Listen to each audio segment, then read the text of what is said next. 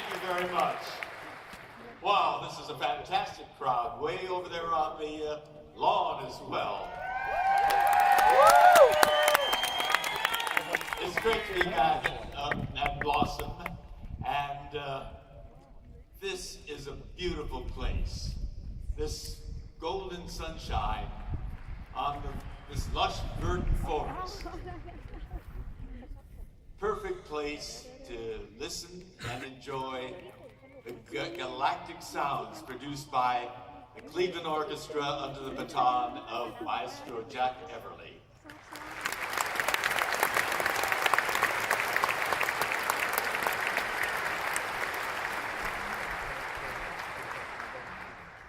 When I hear this sound, my spirit soars to the future. However, my memories go back to the past.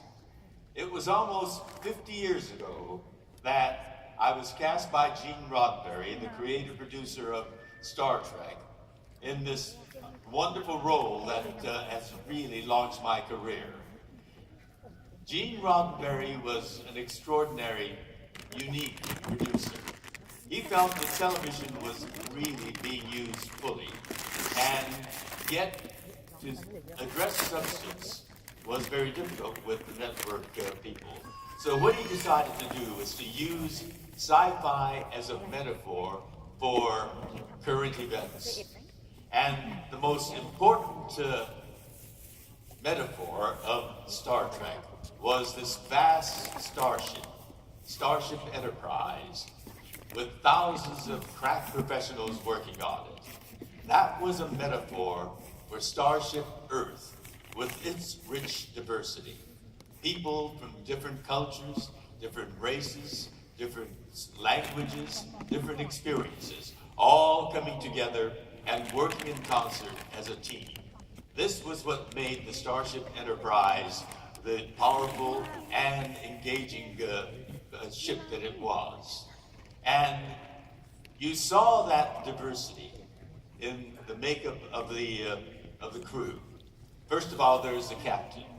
The captain represented North America, and he was played by a Canadian. From Montreal, Canada, Bill Shatner.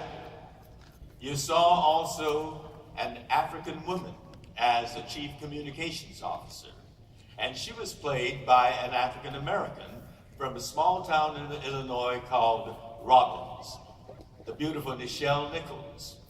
But you also heard that diversity in the various accents that you heard on the show.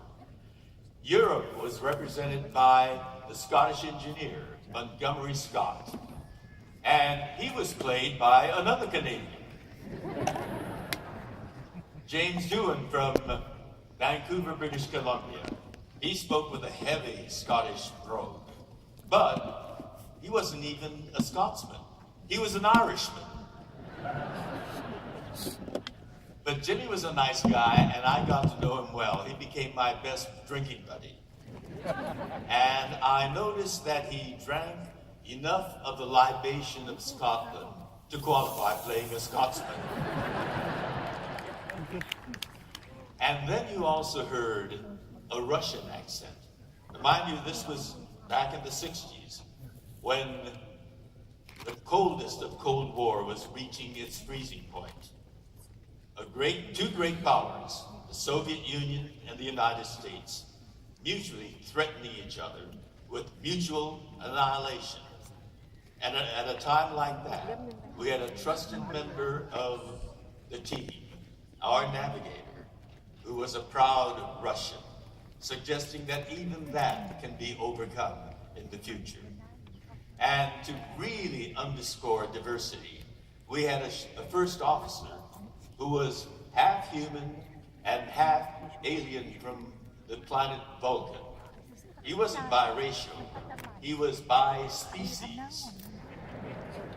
And he combined the best of the two species, the powerful logic, the rationality of Vulcans, and the great strength of Vulcans, as well as his human sensibilities that tried to creep out and that was played by a very, very rational guy from Boston, Leonard Nimoy. And there was the character that I was cast as, an Asian character. He was supposed to represent all of the vastness of Asia, played by me, from Los Angeles, California. But Gene Roddenberry had a challenge with this Asian character. He couldn't find an appropriate name because all Asian surnames are nationally specific. Tanaka is Japanese, Wong is Chinese, Kim is Korean, and 20th century Asia was turbulent with warfare, colonization, rebellions, and he didn't want to suggest that, nor suggest taking sides. He wanted to find a name that suggested all of Asia, Pan-Asia. And so he pinned up a map of Asia on his office wall, and he was staring at it, trying to get inspiration. And as his eyes pored over that map, his eyes stopped on a sea just off the coast of the Philippines. It was called the Sulu Sea, and he thought, the waters of a sea touch all shores. And that's how my character came to be called Sulu. People think it's an African name. Not true. Study the map. You'll see the Sulu Sea. And so you had that infinite diversity and infinite combinations. We were all crack professionals. But some crew members brought special talents of their own beside their professionalism. And there is one young lieutenant on board the Enterprise who has a glorious singing voice. And since this is a musical concert on the lawns of Blossom, I thought we might have her beam down from the Enterprise and share her gift with us. So ladies and gentlemen, please welcome, beaming down straight from the Starship Enterprise, Lieutenant Kristen Plumley. Good, She said.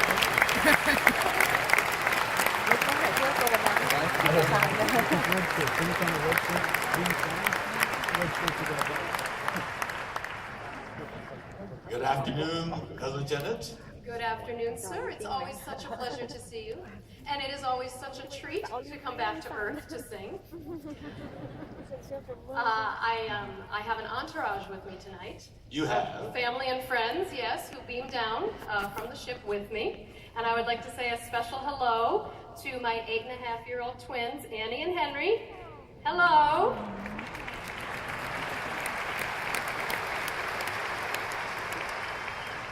I hope you're being good for Daddy, because if not, no more warp speed joyrides for you. So, sir, with your permission, I would like to dedicate this next song to them. All right. Maestro?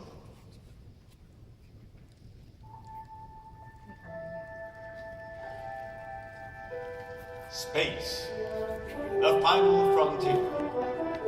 These are the voyages of the Starship Enterprise, its continuing mission to explore strange new worlds, to seek out new life and new civilizations, to boldly go where no one has gone before.